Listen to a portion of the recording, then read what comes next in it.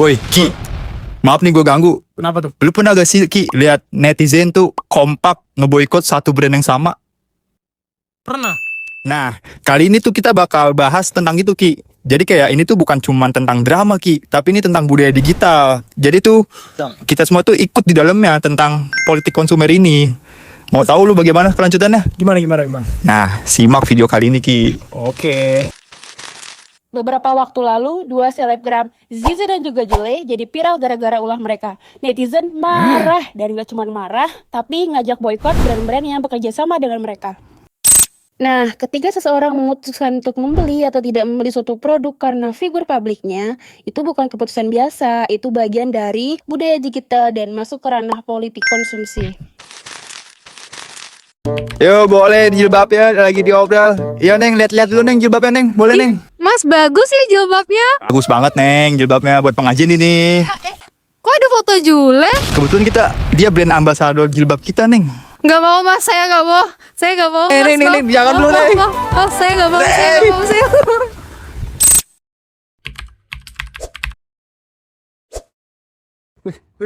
Wih, bagus nih mas.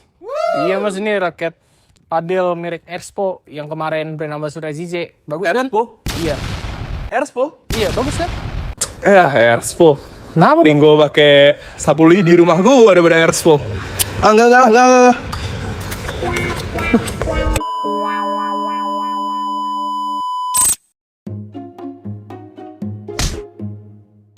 Tuh orang-orang pada kenapa sih nolak-nolak brand yang berafiliasi sama Zizi sama Jule? Apakah ini yang dinamakan dengan politik konsumerisme? Kalian penasaran? Berikut nih analisisnya. Kami jelasin. Tunggu di situ. Nah, jadi fenomena penolakan di atas terjadi secara luas. Banyak komentar di TikTok menunjukkan bahwa publik benar-benar menolak brand yang memakai Zizi dan Jule. Bahkan, beberapa perusahaan akhirnya mengeluarkan klarifikasi dan memutus kontrak. Jadi, politik konsumerisme itu apa sih? Teori politik konsumerisme dari Michel Micheletti menjelaskan bahwa tindakan konsumsi itu bukan sekedar sebagai aktivitas ekonomi yang netral, tetapi telah menjadi bagian dari praktik politik dalam kehidupan sehari-hari. Konsumen itu dapat menggunakan pilihan belanja mereka baik dengan membeli ataupun boikot, maupun tidak membeli ataupun boikot sebagai bentuk partisipasi politik. Tujuannya untuk mengekspresikan nilai moral, sikap etis, dan posisi mereka terhadap isu sosial tertentu. Konsumen tidak lagi pasif, mereka aktif mengungkapkan nilai moral dan identitas sosial melalui keputusan konsumsi.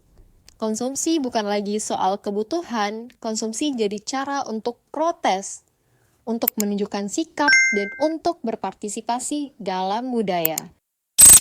Fenomena di atas, Zizi dan Jule menunjukkan bahwa cancel culture tidak berhenti pada figur publiknya.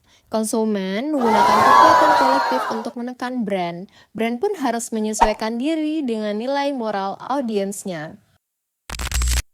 Seperti tagline dari kelompok kita, ketika konsumsi bukan lagi soal barang, tapi soal keberpihakan. Belanja sekarang levelnya bukan butuh, tapi setuju apa gak setuju.